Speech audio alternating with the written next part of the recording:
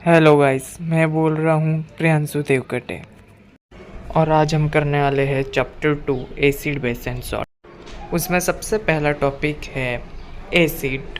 Acid क्या है? Acid ऐसे सब्सटेंस है जिनका फ्लेवर खट्टा होता है और जब हम उन्हें ब्लू लिटमस पेपर में डालते हैं तो उनका कलर रेड कलर में चेंज हो जाता है और उनका पीएच लेवल 7 के नीचे आता है और वो इलेक्ट्रिसिटी भी कंडक्ट करते हैं। अब बढ़ते हैं आगे। अब बारी है बेसिस की। बेसिस क्या होते हैं? जिनका टेस्ट कड़वा होता है और उनको जब हम टच करते हैं तो सिपरी फील होता है, मतलब बहुत सॉफ्ट होते हैं और वो भी इलेक्ट्रिसिटी कंडक्ट करते हैं। ये तो हमने फिजिकल प्रॉपर्टी के बारे में पढ़ लिया। अब हम केमिकल प्रॉपर्टी के बारे में पढ़ेंगे। How do acid and base react with metal? जब एसिड और बेस मेटल्स के साथ रिएक्ट करते हैं तो वो हमें सॉल्ट और हाइड्रोजन गैस भी देते हैं। इसमें हम एग्जांपल देख सकते हैं। HCl रिएक्ट कर रहा है Mg से जो मेटल है और बदले में हमको MgCl2 और H2 गैस देखने को मिल रही है। जब एसिड रिएक्ट करता है मेटल कार्बोनेट और बाइकार्बोनेट से तो क्या होता है? हमें कार्बन डाइऑक्साइड मिलती है और साथ में सॉल्ट मिलता है और वाटर मिलता है। अब आ रही है न्यूट्रलाइजेशन रिएक्शन की। जब एसिड रिएक्ट करता है बेस के साथ तो हमें सॉल्ट और वाटर मिलता है, जिस वजह से वो पूरा सॉल्यूशन न्यूट्रल हो जाता है। इसलिए इस सॉल्यूशन को न्यूट्रलाइजेशन रिएक्शन बोलते हैं। एग्जाम्पल देखते हैं जहाँ पे HCl जो एसिड है और MgOH ट्वाइस जो बेस है, दोनों मिला के क्या बना रहे हैं? MgCl2 और वाटर बना रहे हैं। और यहाँ पे एक और चीज़ है, जो नॉन मेटल ऑक्साइड्स होते हैं वो एसिडिक नेचर के होते हैं और जो मेटल ऑक्साइड होते हैं वो बेस नेचर के होते हैं। तो जो नॉन मेटल ऑक्साइड है जब वो रिएक्ट करते हैं बेस के साथ तो सिंपल सॉल्ट और वाटर मिलेंगे, क्योंकि non metal oxide acid nature का होता है, इसलिए सॉल्ट और वाटर मिलेगा। और दूसरी तरफ जो मेटल ऑक्साइड है वो बेस नेचर का होता है और अगर मेटल ऑक्साइड रिएक्ट करता है एसिड के साथ तब भी सॉल्ट और वाटर मिलेगा, क्योंकि जो मेटल ऑक्साइड है वो एसिड की तरह रिएक्ट। जैसे कि ऊपर एग्जाम्पल दिया हुआ है, जो NaOH है वो बेसिक नेचर का होता है और जो CO2 है वो एक नॉन मेटल ऑक्साइड है, मतलब वो एसिड की तरह बिहेव करेगा और दोनों मिलेंगे तो क्या बनेगा? सॉल्ट और वाटर। जो Na2CO3 है वो सॉल्ट है और प्लस अब जो नीचे है वो NaCl का फॉर्मेशन दिया हुआ है। जब HCl और NaOH दोनों स्ट्रॉन्ग एसिड और स्ट्रॉन्ग बेस है, दोनों मिलके हमें NaCl मिलता है और H2O मिलता है। यहाँ पे न्यूट्रलाइजेशन रिएक्शन होती है। नेक्स्ट टॉपिक है हाउ स्ट्रॉन्ग एसिड और बेस सॉल्यूशन। तो कितना स्ट्रॉन्ग है एसिड और कितना बेसिक सॉल्यूशन वो कैसे पता लगाए? तो उसके लिए यूनिवर्सल इंडिकेटर होता है जिसकी जो रेंज है 0 to 14 होती है और उस स्केल को pH स्केल बोलते हैं, जो हमें बताता है कि वो सॉल्यूशन कितना एसिडिक है और कितना बेसिक है। उसके लिए pH स्केल होती है जो नेक्स्ट स्लाइड में हमें देखने को मिलेगी। अब यह है pH स्केल। जो 0 से 14 है वो हमें pH स्केल होती है। 7 से 14 वाली बेसिक नेचर की होती है और 0 से 7 वाली एसिडिक नेचर की होती है। कोई भी सॉल्यूशन अगर 0 से 7 के बीच में आता है वो एसिडिक होगा और 7 से 14 के बीच में आता है वो बेसिक होगा और जो 7 पे होगा वो न्यूट्रल होगा। जो फर्स्ट नंबर पे आता है वो गैस्ट्रिक जूस होता है, मतलब वो हाईली एसिडिक होता है और जो सेकंड नंबर पे आता है वो लेमन जूस होता है। 7 पे प्योर वाटर, 10 पे मिल्क ऑफ मैग्नीशियम। अब बारी है डाइल्यूशन की। जो डाइल्यूशन एक प्रोसेस है जहाँ पे हम सॉल्यूशन का कंसंट्रेशन बढ़ाते हैं, जहाँ पे हम सॉल्वेंट ऐड करते हैं। जो सॉल्वेंट होता है वो वाटर होता है जो हम सॉल्यूशन में ऐड करते हैं, उस प्रोसेस को डाइल्यूशन बोलते हैं और वो एक एक्सोथर्मिक प्रोसेस होती है। सिंपली हम डाइल्यूशन को ऐसा बोल सकते हैं जहाँ पे हम सॉल्यूशन में वाटर ऐड करते हैं, उसको डाइल्यूशन कहते हैं। अब आ रही है strength of acids and bases. Strong acid और बेस। हम स्ट्रॉन्ग एसिड और बेस किसे कहेंगे? तो स्ट्रॉन्ग एसिड और बेस हम उसे कहेंगे जो वाटर में जाते ही डिसोसिएट हो जाता है, मतलब वो आयंस में पूरी तरीके से टूट जाता है, उसको स्ट्रॉन्ग एसिड और बेस कहेंगे। और वीक एसिड और वीक बेस किसको कहेंगे? जो पूरी तरीके से टूटते नहीं है। अब डाइल्यूट एसिड और कॉन्सेंट्रेटेड एसिड के बारे में जानेंगे। डाइल्यूट एसिड ऐसे एसिड होते हैं जहाँ पे हाइड्रोजन आयंस की कमी होती है, बहुत कम होते हैं। और कॉन्सेंट्रेटेड एसिड ऐसे एसिड होते हैं जहाँ पे हाइड्रोजन आयंस बहुत ज़्यादा मात्रा में पाए जाते हैं। ऐसे भी कह सकते हैं डाइल्यूट एसिड में वाटर ज़्यादा होता है, कॉन्सेंट्रेटेड एसिड में कम। अब बारी है इम्पोर्टेंस ऑफ पीएच की। पहला है pH sensitivity of plants and animal.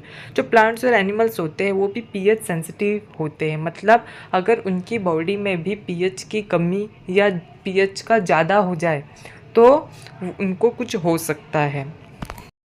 बहुत सारे प्रोसेसेस है जो पीएच पे डिपेंड करती है, जैसे कि digestion of food, function of enzyme and hormones.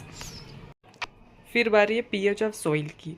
जो सॉइल है वो भी पीएच पे डिपेंड करता है। जो सॉइल की पीएच है वो 6.5 से 7 तक होनी चाहिए।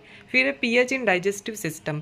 जिस वक्त हम ज़्यादा खाना खा लेते हैं या ज़्यादा प्रोटीन वाला खाना खा लेते हैं, हमारा जो स्टमक है वो हाइड्रोक्लोरिक एसिड HCl को रिलीज़ करता है, जिस वजह से हमारा जो स्टमक है वो एसिडिक हो जाता है, उसकी जो पीएच है वो घट जाती है, जिस वजह से हमारे स्टमक में इरिटेशन और पेन होने लगता है। अब बारी है पीएच इन टूथपिक की। जब हम खाना खाते हैं तो हमारे दांतों में जो खाना है वो फंस जाता है, जिस वजह से वहाँ पे मॉस्किटो आते हैं और वहाँ पे एसिड रिलीज़ करते हैं, तो हमारा जो टीथ है वो एसिडिक नेचर का हो जाता है। और जब हम ब्रश करते हैं तो जो कोलगेट होता है वो बेसिक नेचर का होता है, तो जब एसिड और बेस दोनों मिलते हैं तो हमारा जो टीथ है वो न्यूट्रल हो जाता है। फिर बारी है pH of self defence bye animal and plants. जो एनिमल्स होते हैं और जो प्लांट्स होते हैं उनके पास भी एसिडिक सब्सटेंस होता है खुद के डिफेंस के लिए। एग्जाम्पल है बी एंड प्लांट्स।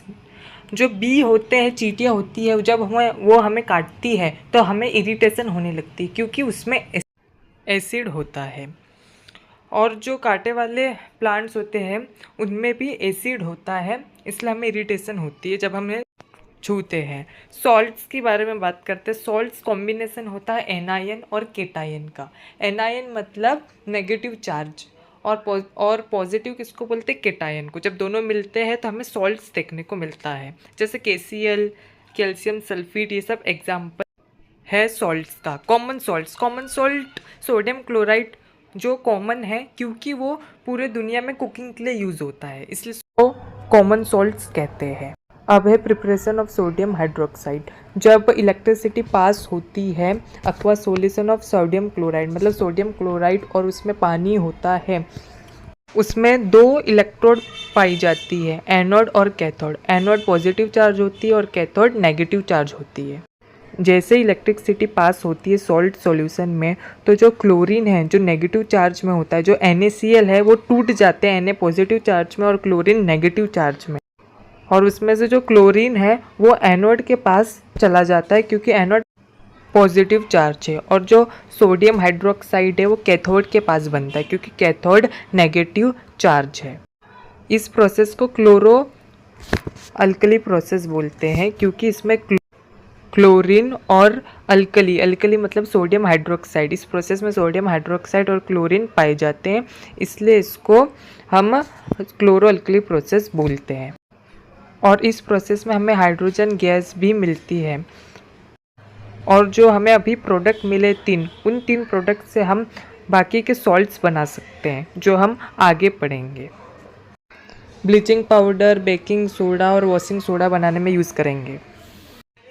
पहला है ब्लीचिंग पाउडर। जो ब्लीचिंग पाउडर है वो क्लोरीन के एक्शन से बनता है। जो इलेक्ट्रोलाइसिस प्रोसेस से जो क्लोरीन हमें मिलता है उसके एक्शन से हमें ब्लीचिंग पाउडर मिलता है। ब्लीचिंग पाउडर का फॉर्मूला होता है CaOCl2। उसकी प्रिपरेशन की रिएक्शन लिखी हुई है। अब आ रही है यूजेस ऑफ ब्लीचिंग पाउडर। जो ब्लीचिंग पाउडर है वो यूज़ होता है क्लोथ्स को, डर्टी क्लोथ्स को धोने में, लॉन्ड्री में, और इसको ब्लीचिंग एजेंट की तरह यूज़ किया जाता है टेक्सटाइल इंडस्ट्री में, और वो एक स्ट्रॉन्ग ऑक्सीडाइजिंग एजेंट भी है। और वो वाटर को भी साफ़ करने में यूज़ होता है क्योंकि उसके अंदर क्लोरीन पाया जाता है। Baking soda. जब लाइमस्टोन हीट होता है तो हमें कैल्शियम ऑक्साइड और कार्बन डाइऑक्साइड मिलता है, और वो जो कार्बन डाइऑक्साइड है वो सोडियम क्लोराइड से पास होता है और अमोनिया से पास होता है, तो हमें बेकिंग सोडा मिलता है जिसका फॉर्मूला NaHCO3 होता है। उसके यूजेस है वो एसिडिटी को कम करता है और एंटी एसिड की तरह यूज़ होता है।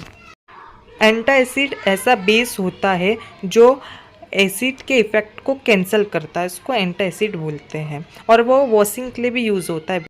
प्लास्टर ऑफ पेरिस से भी पहले एक टॉपिक था वॉशिंग सोडा। जो वॉशिंग सोडा है वो सोडियम क्लोराइड से बनता है और उसका मोलिकुलर फॉर्मूला Na2CO3 होता है। और जो वॉशिंग सोडे की यूजेस है वो परमानेंट हार्डनेस, वाटर की जो परमानेंट हार्डनेस है उसको रिमूव करता है, बोरेक्स बनाने में यूज़ होता है, और सोप, ग्लास, पेपर इंडस्ट्री में उसका यूज़ होता है। फिर उसके बाद एक और टॉपिक आता है, are the crystals of salts really dry. जो क्रिस्टल्स होते हैं जैसे कि कॉपर सल्फेट क्रिस्टल्स, वो दिखने में हमें ड्राई लगते हैं पर उनके अंदर वाटर होता है, उस प्रोसेस को क्रिस्टलाइजेशन बोलते हैं। और जब वो वाटर रिमूव होता है तो जो वो सॉल्ट है वो वाइट कलर में तब्दील हो जाता है। और वही क्रिस्टलाइन कंपाउंड का एग्जांपल है प्लास्टर ऑफ पेरिस, POP। जो प्लास्टर ऑफ पेरिस है वो बनता कैसे, जब हम जिप्सम को हीट करते हैं 373 केल्विन में तो वो वाटर को लॉस करता है और कैल्शियम सल्फेट हाइड्रेट बनता है, वही POP होता है। और उस कंपाउंड में हाफ H2O पाया जाता है।